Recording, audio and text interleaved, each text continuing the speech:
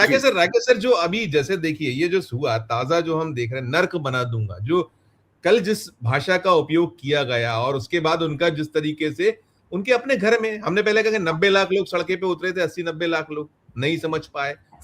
अब उनके जो वहां ये अपील हो रही है कि है वहां तो संविधान में प्रावधान है, कोई कुछ करना नहीं है आपको आपको वो खुद रिजीम चेंज कर चुके हैं अपने यहाँ के लोगों को, जिस तरीके से उन्होंने बदला, जिन पे जो सही उनको कहीं सलाह मशविरा दे रहे थे, अब वहां उपराष्ट्रपति को राष्ट्रपति बनाने की बात हो रही है कि इनको हटाइए और करिए, बचाइए, देश को बचाइए। और वो तो कह रहा है कि भाई हुरमुज की तो चाबी खो गई है हमारी, उसने कह दिया ईरान के इरादे बहुत साफ है। और जैसा मैंने कहा कि जो जूनियर खमेनेई आज सामने आए थे, उसका उन्होंने वो जो अपना टारगेट बता दिए उनके, वो जो अभी सुधीर जी बात कर रहे थे कि वहां तक उनकी मार है, वो उस इसराइल के जो उनके अपने ठिकाने हैं, जो परमाणु ठिकाने, उन सबको लक्ष्य कर रहे हैं, है उनका भी कि आइए। और फिर मिडिल ईस्ट के लिए उन्होंने तान लिया कि हम कहीं का नहीं छोड़ेंगे, फिर आपको हमारी भी जानी। आपकी टिप्पणी। धन्यवाद संजीव जी। देखिए, अभी सुधीर जी ने जो इशारे किए हैं वो साफ है, और हमारे यहाँ जो कहावतें हैं पुरानी, वो इस जंग में बिल्कुल सही साबित हो रही कि युद्ध और प्रेम में कोई नियम नहीं, कोई कानून नहीं, कोई भाषा नहीं, वो सारे सेतु टूट गए हैं। और जो रॉन्ग नंबर डायल कर दिया अमेरिका ने गलती से ईरान पर निशाना लगा करके, सीधा कोई झगड़ा किसी का नहीं था, केवल दादागिरी कि हम आपको परमाणु ताकत नहीं बनने देंगे, हम आपको तेल की जो प्रभुता है आपकी उसको छीन लेंगे। ये एक साम्राज्यवादी जो सोच अमेरिका की थी, उसके तहत ये युद्ध शुरू हुआ। और अब आज 37वें 38वें दिन में युद्ध पहुंच गया है।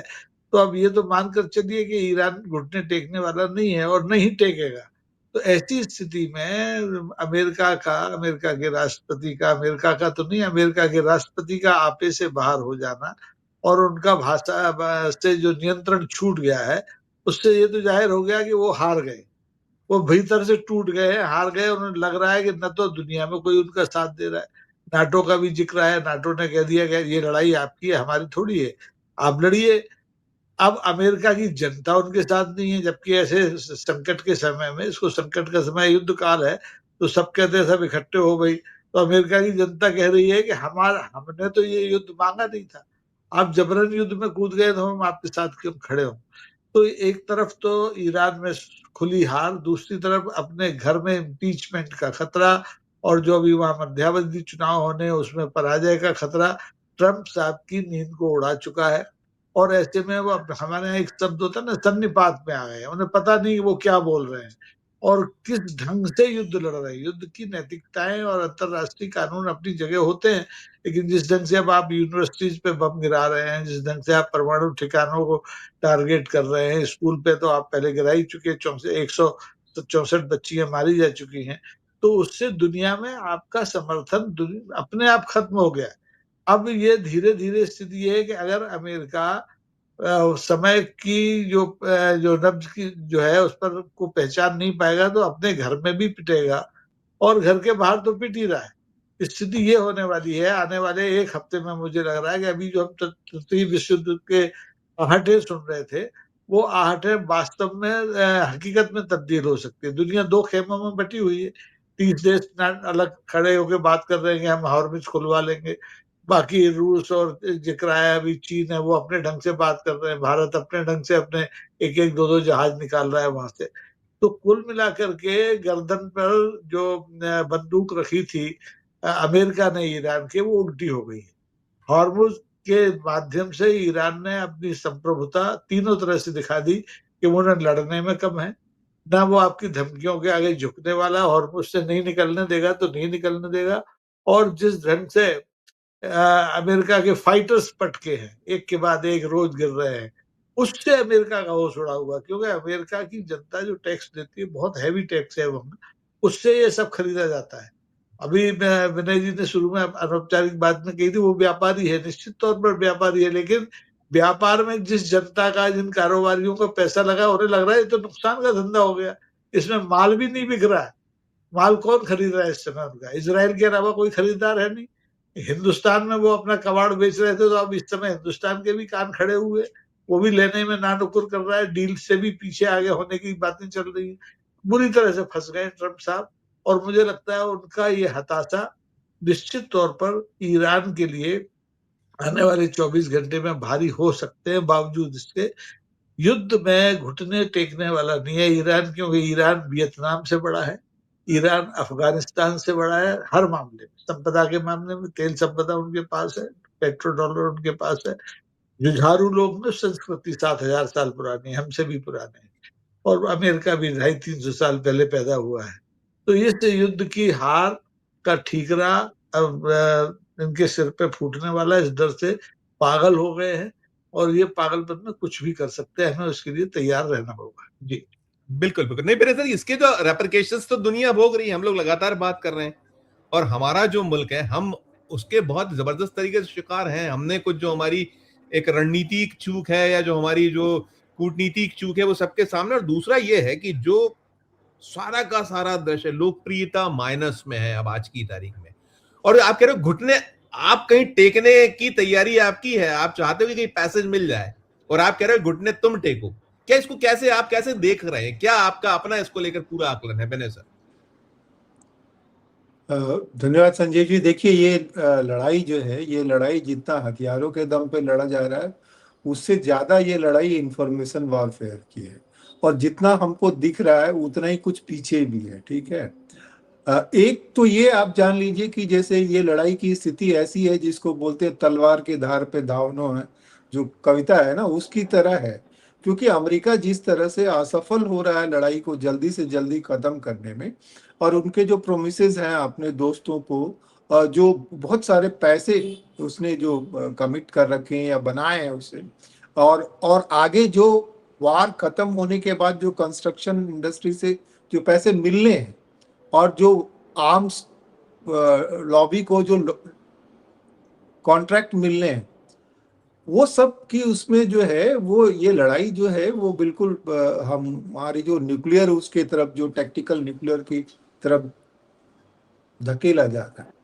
दूसरी जो एक जो जो हमारे लिए चिंता की बात ये है कि अचानक से हम ये देख रहे हैं कि दुनिया में कोई भी जो बड़ी बड़ी संस्थाएं जो थी, जो शांति के लिए काम करती थी, या जो जो उनकी जिम्मेदारियां थी, वर्ल्ड पीस फोर्सेस होते थे, वो सब बेमानी हो गई है ना।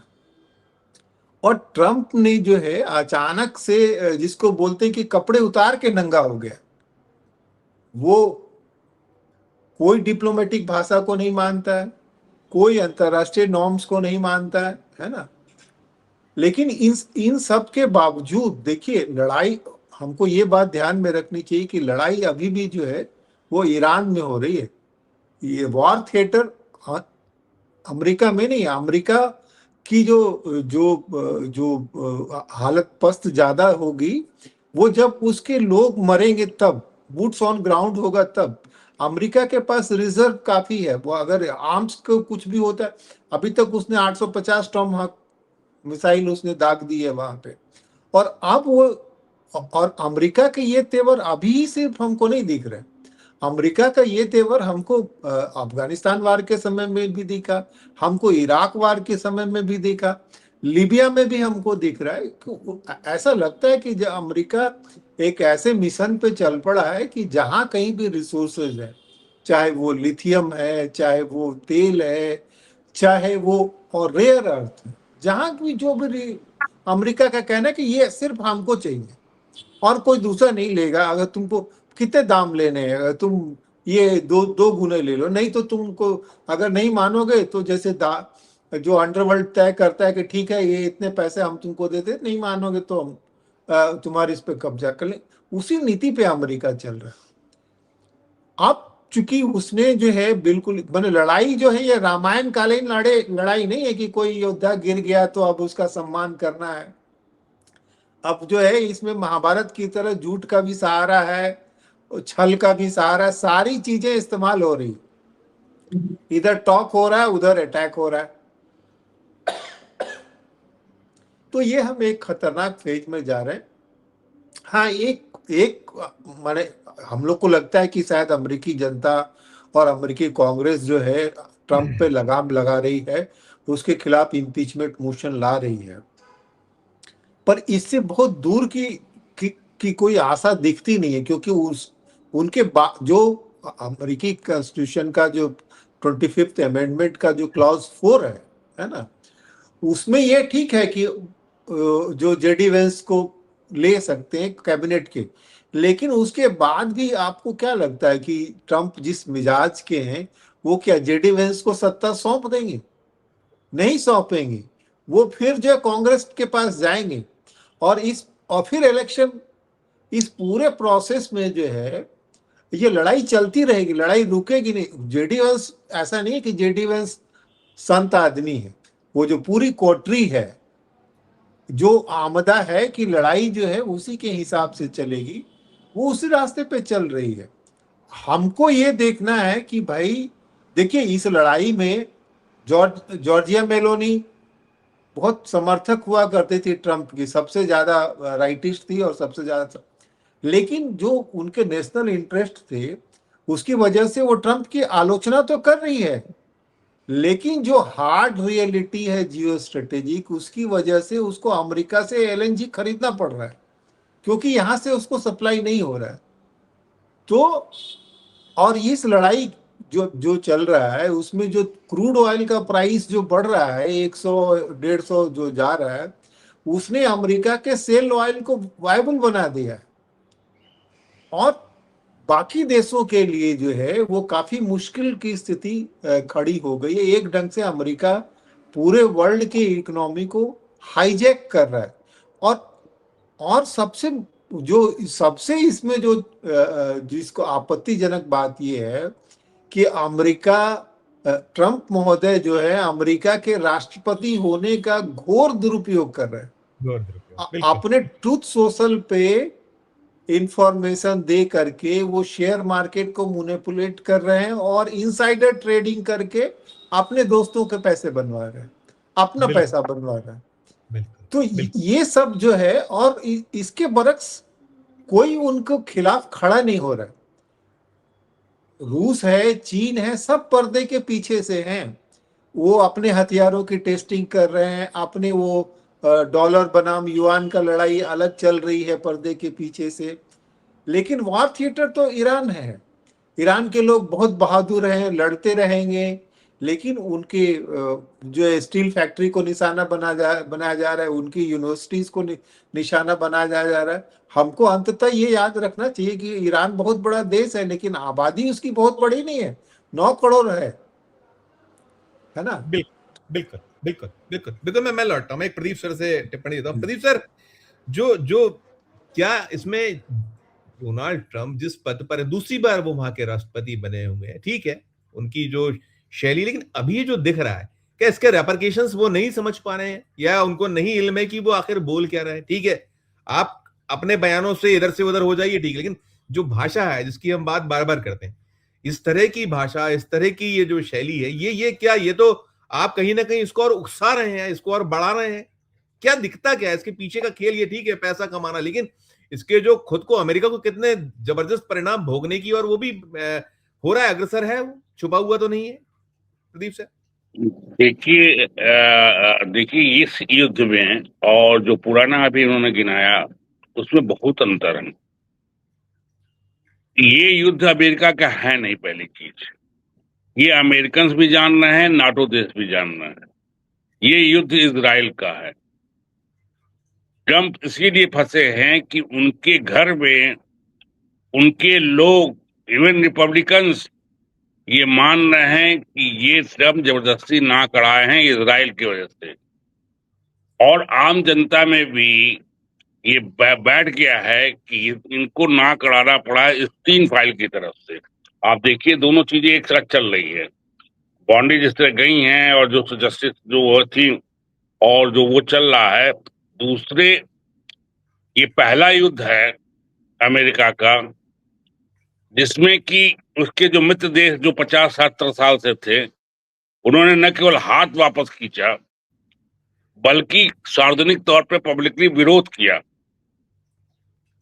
और विरोध करने के साथ इनके सार्वजनिक अपील को भी टर्न डाउन कर दिया। ये बहुत बड़ी बात है। अमेरिका नाटो कंट्रीज का एक तरह से पूरा सहायक था, और नाटो कंट्री के कई कंट्री ऐसे थे जिनकी हिम्मत नहीं थी अमेरिका को डिनाई कर। लेकिन आप देखिए इटली से लेके जर्मनी से लेके फ्रांस से लेके हर कंट्री जो है, इवन तुर्की तक जो उनका एलाइड है, वो सारे जो है इनका साथ देने से, हॉर्बिन में कूदने से जो है उन्होंने मना कर दिया।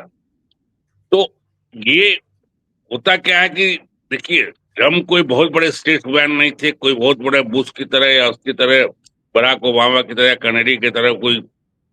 ये अमेरिका के सबसे बेवकूफ शासक पूरी दुनिया जानती है। सही सबसे सही बेवकूफ, अनकॉन्स्टिट्यूशनल, मतलब कॉन्स्टिट्यूशन जिसको नहीं है, सी ग्रेड का फिल्म से आया हुआ एक नायक। बुश भी थे फिल्म में, लेकिन वो थोड़ा अच्छा रोल किए थे, लोग बताते हैं। ये एकदम जो है स्टंट मूवी में थे ये। तो वो उसी तरह की एक्टिंग करते हैं, वही भाषा इस्तेमाल करते हैं जो अमेरिकन फिल्म में होती है। भाई अपने यहाँ भी तो लोग ऐसे हैं जो पहले कभी नहीं रहे थे। अपने यहाँ भी तो ऐसे सबूत नमूने आए हैं जो कोई भाषा का ख्याल नहीं है, जो कोई, तो वहां भी वो भोग रहे हैं अमेरिकन जनता। अब विद्रोह है। अब आप अमेरिकन प्रशासन के कई लोगों ने इस्तीफा दे दिया, आप लगातार देख रहे हैं। अमेरिकन कांग्रेस के कुछ रिपब्लिकन मेंबर ने भी जो वो चल रहा है उसमें खुल के बोला है। ये कहा है, जैसे उन्होंने यहाँ कहा भी है हो कि रहा है। अपने अपना मानसिक संतुलन खो बैठे हैं, ये कहा हुआ। हाँ, वही मैं कह रहा हूँ, खुल के आ गए, क्योंकि उनको डर लग रहा है। उनका उनके इकोनॉमी खत्म हो रही है, उनका उनका उनके मतलब कयास वहां पे है, लॉस हो रहा है। और किसके लिए? It is not American war. ये दिमाग में क्लियर है, right from the people to the प्रशासन, कि ये अमेरिका का वार नहीं है। अमेरिका दूसरे के वार में अपने लोगों को मार रहा है, अपने इकोनॉमी को चौपट कर रहा है। इसलिए, और वो इसलिए कर रहा है कि उसके पीछे एप्स्टीन के फाइल का दबाव है, जिसमें वो कई लड़कियों के साथ पाया गया है। इस फाइल ने कई शासकों को जो है, दुनिया के कई शासकों को लपेट के कुछ इस्तीफा देना पड़ा कई लोगों को। तो आप ये देखिए कि इस वार, अब ये जो प्रदीप सर अगर अभी नहीं, प्रदीप सर अभी जो अभी मौजूदा स्थिति है, जो उनका फिर से 24 घंटे बढ़ाया है उन्होंने, और ईरान ने, जैसे उसने कहा, हमारी तो चाबी खो चुकी है। इट मींस कि अब ये बहुत ऐसी स्थिति में आ गया है जहां ईरान ये है कि ना हम आपको नहीं, वो पीछे नहीं हटा, नहीं हमारी नहीं, मैं आपको नहीं नहीं नहीं, मैं आपको संजीव जी बताऊं कि ये जो धमकी दे रहे, टाल रहे हैं, टाइम लिमिट क्यों टाल रहे हैं? एक अमेरिकन प्रेसिडेंट दुनिया के सर्वोच्च शक्तिशाली माना जा रहा था, पब्लिकली बार बार जो है वो अपना टाइम बढ़ा रहा है या वापस ले रहा है, या ये 10 तरह के बहाने ढूंढ रहा। क्यों? क्योंकि मुझे लगता है कि वहां की आर्मी, वहां के सर्वोच्च कमांड भी साथ नहीं दे रही है कि आप इस तरह का वार छेड़िए, इससे ओवरऑल वॉर पे उतरिए या ईरान को तबाह कीजिए। पर्दे के पीछे सुलह नहीं हो रहा, पर्दे के पीछे इनको धमकी भी मिल रही है। फ्रांस से, रसा से। देखिए, ऐसा नहीं होता है कि जो अभी कह रहे थे कि रसा क्या कर रहा है, चाइना कर रहा है। अरे वहां जो वार कर रहा है यूक्रेन में, कोई नहीं बोल रहा है। लेकिन ऐसा तो है नहीं कि यूक्रेन को मदद नहीं कर रहा है। यूक्रेन ने आज बयान भी दिया है कि इस वार से, ईरान के वार से हमको मदद मिलनी बंद हो गई है।